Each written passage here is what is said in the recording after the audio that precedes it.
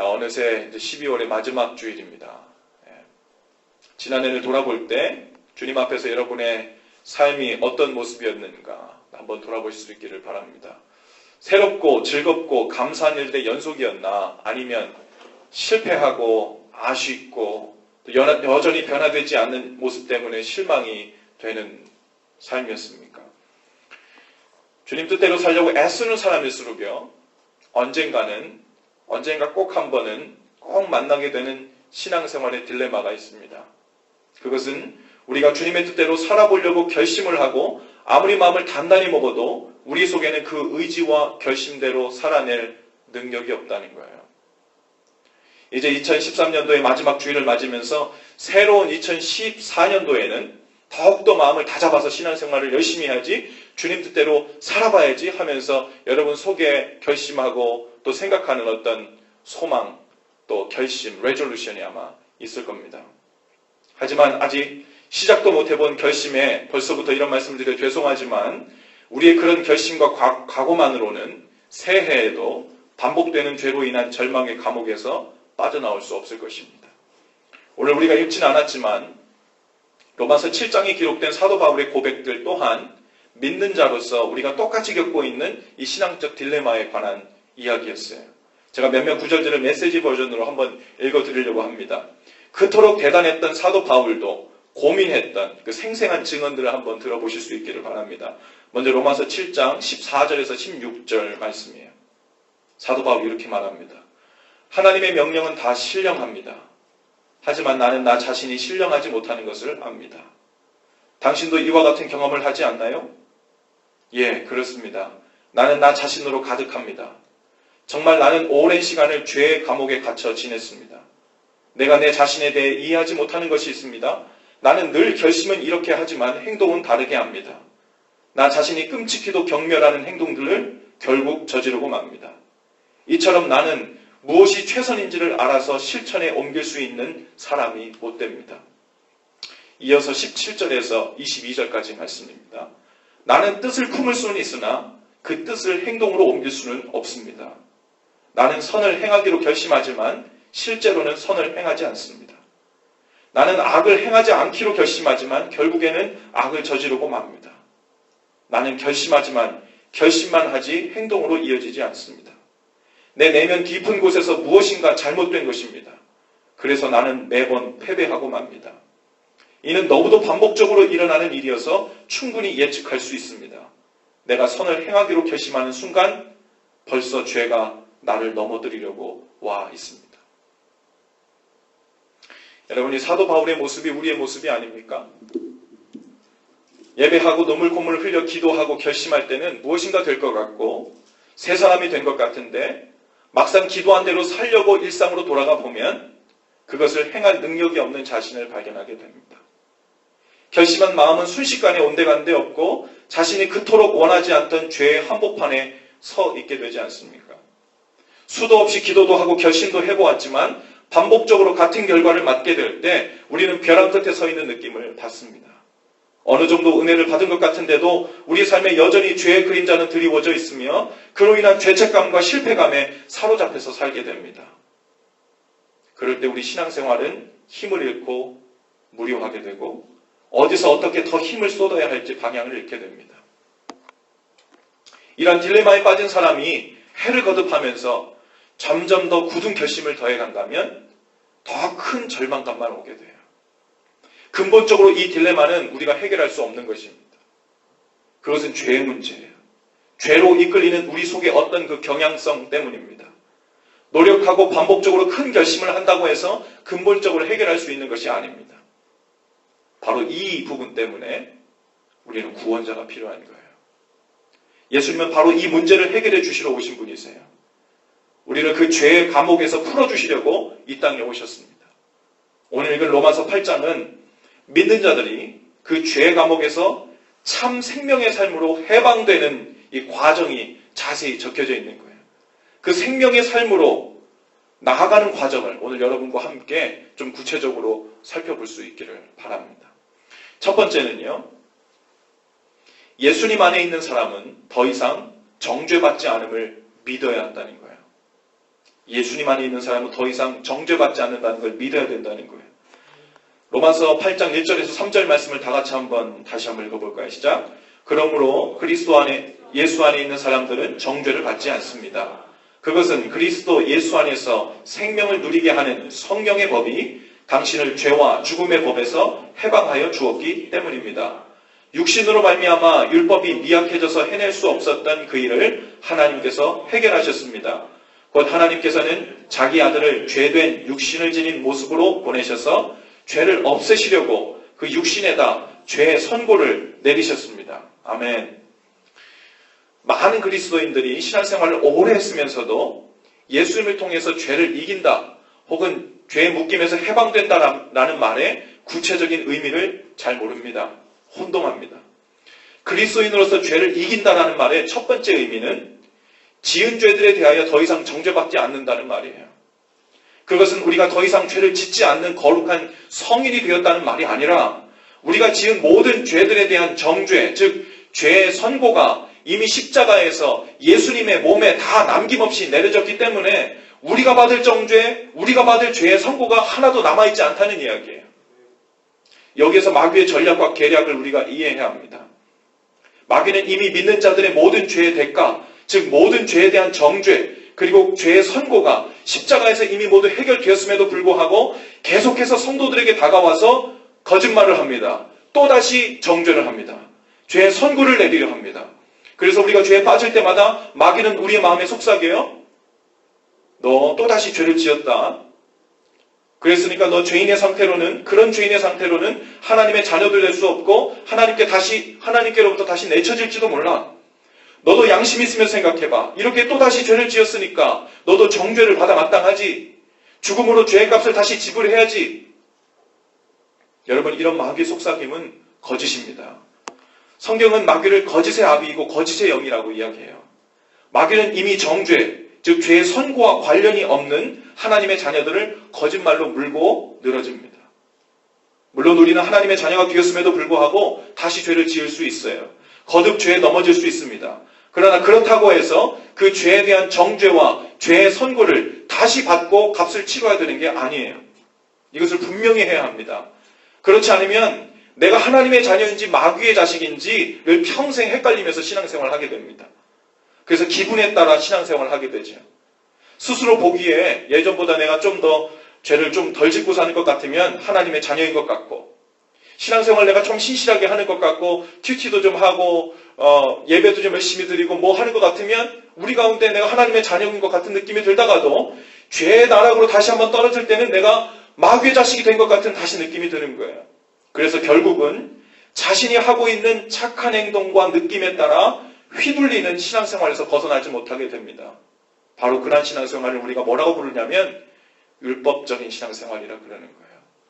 율법적이라는 말은 내가 무엇을 착한 일을 한 다음에 의시되는 게 율법적인 게 아니라 내가 무엇을 하고 안 하고에 따라서 하나님께서 주신 은혜가 이리저리 휘둘리는 것이 그게 바로 율법적인 신앙생활이에요. 우리가 죄로 인해 넘어졌을 때 반드시 마귀의 속삭임이 있습니다. 여러분, 그럴 때 오늘 주신 이 말씀을 잊지 말고 기억하고 의지하시기 바랍니다. 1절 뭐라 그래요? 그러므로 그리스도 예수 안에 있는 사람들은 정죄를 받지 않습니다. 3절 후반절에 뭐라고 얘기해요? 하나님께서는 자기의 아들을 죄된 육신에 지닌 모습으로 보내셔서 죄를 없애시려고 그 육신에다 죄의 선고를 이미 다 내리셨다는 거예요. 할렐루야. 두 번째는요, 우리 속에서 활동하시는 성령님의 일을 믿어야 한다는 거예요. 우리 속에서 활동하시는 성령님의 일을 믿어야 합니다. 5절과 6절 말씀을 다 같이 한번 읽겠습니다. 5절 6절 시작. 육신을 따라 사는 사람은 육신에 속한 것을 생각하나 성령을 따라 사는 사람은 성령에 속한 것을 생각합니다. 육신에 속한 생각은 죽음입니다. 그러나 성령에 속한 생각은 생명과 평화입니다. 아멘. 믿는 자들이 죄를 이긴다 혹은 죄에서 해방된다라는 말의 뜻이 그 첫 번째 의미로 죄에 대하여 더 이상 정죄받지 않는 것이라고 했어요. 그리고 그 두 번째 의미가 무엇이냐면 실제로 죄를 지으며 사는 것에서 멀어진다는 뜻입니다. 이것이 죄를 이긴다, 죄에서 해방된다라는 말의 두 번째 의미예요.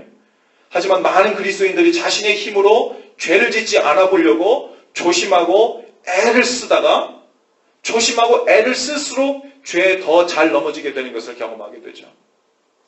여러분, 우리 삶 속에 있는 죄들을 모조리 없애려고 싸우는 방법으로는 우리의 죄를 몰아낼 수 없어요. 절대로 몰아낼 수 없습니다. 오히려 그 죄들을 없애보려고 싸우면 싸울수록 그 죄에 더 민감해져서요, 그 죄가 우리를 더 사로잡는 것을 경험하게 됩니다.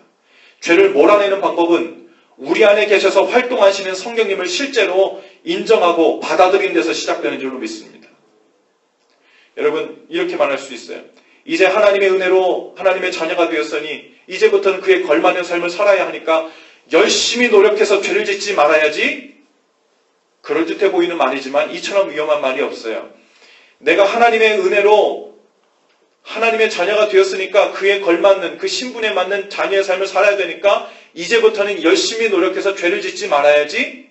앞에는 은혜로 하나님의 자녀가 되었는데 뒤에서 죄를 이기는 능력은 내 힘으로 해보려는 거예요. 절대로 하나님의 자녀가 된 것도 은혜로 된 것처럼 죄를 이기는 능력도 우리 힘으로 안 됩니다. 은혜로만 됩니다. 이렇게 결심하는 것은요, 자신의 노력에 의지하게 되면 100이면 100 다 다시 죄에 넘어지게 돼요. 죄를 안 짓는 것에 집중할 것이 아니라 우리 안에 계신 성령님께서 일하시는 것에 포커스를 맞춰야 될 줄로 믿습니다.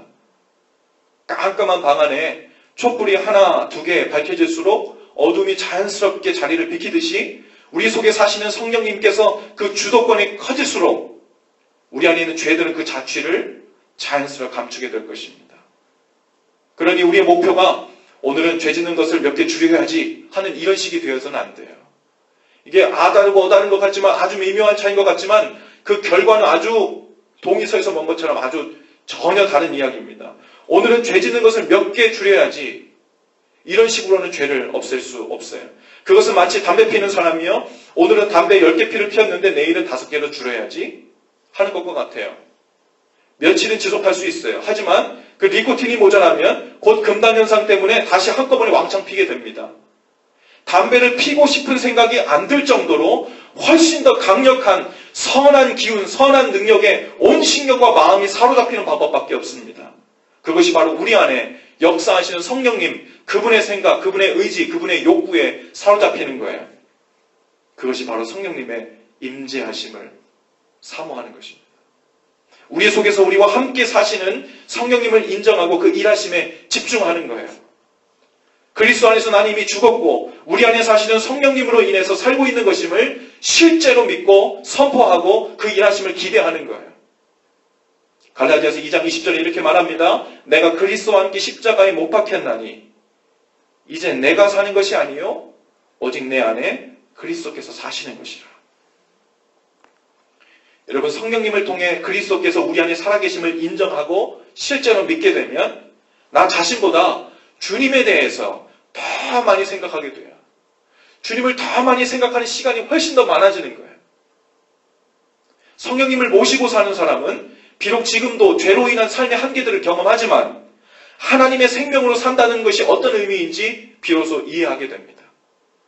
여전히 우리 가운데 죄 가운데 있을지라도 그 정죄라는 죄의 영향력 안으로 다시 빨려 들어가지 않는 거예요.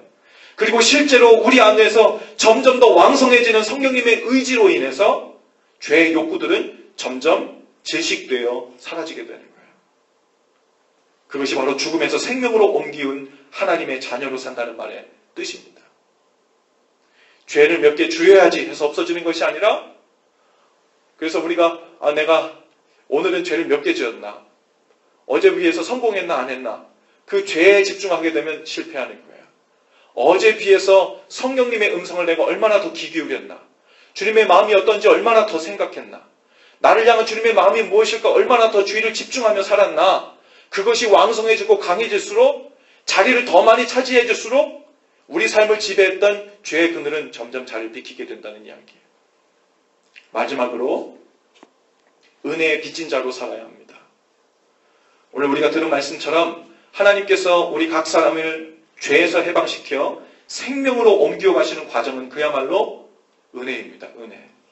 하나님은 번듯이 죄를 지은 죄인들이 마땅히 받아야 될 정죄를 독생자 아들 예수님께 지우셨어요.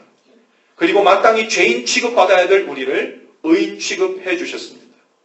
하나님의 조건 없는 용서와 사랑이 죄인인 우리로 하여금 모든 불안함과 두려움에서 자유하게 해주신 거예요. 그리고 그 자유함 가운데 성령님은 우리에게 하나님을 전심으로 사랑할 기회를 날마다 끊임없이 반복적으로 포기하지 않고 주고 계신 거예요. 그리고 그 은혜를 따라 주님 사랑하기를 연습하면서 실제로 우리 삶이 하나님의 자녀다운 삶으로 변화되어 가고 있는 줄로 믿습니다. 우리 모두는 하나님의 엄청난 사랑과 은혜에 빚진 자들입니다. 그리고 그 은혜가 오늘 우리로 하여금 오늘 여기서 함께 하나님을 아버지로 부르면서 예배할 수 있게 한 것이에요. 올 한 해를 돌아보면서 우리가 반드시 기억해야 할 것은 주님의 끊임없는 용서의 은혜 때문에 살아왔다는 사실이고 또 끊임없이 주신 생명의 삶의 기회들로 인하여 살아왔다는 사실이에요. 이제 우리는 그 사랑과 은혜에 빚진 자로 살아야 합니다. 빚진 자는 말이 적어요. 오직 감사할 따름이고 오직 송구할 따름입니다. 그래서 우리는 오늘 우리에게 조그만 사랑과 은혜를 빚진 자들을 대할 때 우리는 하나님께 엄청난 은혜를 빚진 자로서 또한 서야 합니다. 우리에게 죄 지은 자를 대할 때, 우리에게 허물을 있는 자로 대할 때도 하나님께 빚진 자로서 대해야 합니다. 얼마 전에 저의 패친이 되신 어떤 목사님이 계신데 제가 얼마 전에 콜로라도의 라이더 워크숍에 갔을 때 처음 뵙고 사귀신 분인데 그분은 은퇴가 거의 가까우신 목사님이세요. 글쓰기를 아주 좋아하시고 영성이 깊으신 분이신데 그분께서 며칠 전에 저 패친 친구를 하셨어요. 요즘에 서로 교류가 돼서 너무너무 행복한데 그 목사님께서 며칠 전에 올려주신 묵상글에 이런 내용이 있어요. 제목이 이렇게 됐어요. 덮으면 사라지고 들추면 살아납니다. 덮으면 사라지고 들추면 살아납니다. 죄가 그렇다는 거예요. 죄는 사랑과 은혜로 덮어줄 때 그 죄의 전염성은 사라집니다. 마치 이런 거예요. 죄의 촛불이 딱 켜지면 죄의 촛불이 딱 켜졌을 때 우리가 용서하고 그걸 덮는다는 말의 의미는 그 죄의 촛불이 켜져 있는 그 방에 있는 모든 산소를 다 빼버린다는 말이에요. 산소가 없으면 탈 게 없어요. 비록 죄가 발생했더라도 산소를 다 빼버리면 혼자 타다 사고를 치고 말아요. 전염되지 않죠.